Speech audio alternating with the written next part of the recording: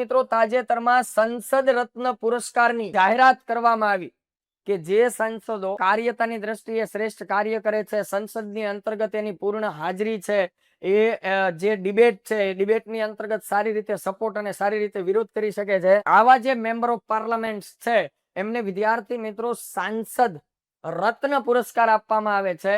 તો હવે આપણો પ્રશ્ન એ છે કે સાંસદ રત્ન પુરસ્કારની તાજેતરમાં જાહેરાત થઈ, જેમ આપણે વિદ્યાર્થી મિત્રો પ્રજાસત્તાક દિનની પૂર્વ સંધ્યાએ પદ્મશ્રી, પદ્મભૂષણ, પદ્મવિભૂષણ આની જાહેરાત થઈ અને એ પુરસ્કારો ગઈકાલે આપવામાં આવ્યા, એ રીતે વિદ્યાર્થી મિત્રો સંસદ રત્ન પુરસ્કારની તાજેતરમાં જાહેરાત થઈ ગઈ છે. એના વિજેતા કોણ છે એ જાહેરાત થઈ ગઈ છે. એને લઈ અને તમારા માટે પ્રશ્ન છે કે સંસદ રત્ન પુરસ્કારની પ્રથમ આવૃત્તિનું આયોજન ક્યાં થયું? ચાલો જણાવો વિદ્યાર્થી મિત્રો. પ્રશ્ન નંબર આજના કરંટ અફેર નો પ્રશ્ન નંબર આજના કરંટ અફેર નો પહેલો પ્રશ્ન અને 8મા નંબરનો પ્રશ્ન, એમાં સર્વે વિદ્યાર્થી મિત્રો જે છે આ બીજા પ્રશ્નમાં મહાધોવાણ થઈ ચૂક્યું છે.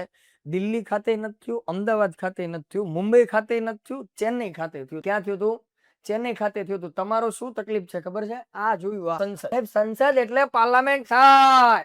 પાર્લામેન્ટ દિલ્હીમાં આવે તો આવું તો કોને ન આવડે? એલા પણ આ જો ભાઈ જો ભૂરા, ચેન્નઈ ખાતે આયોજન થયું. ક્યાં આયોજન થયું છે?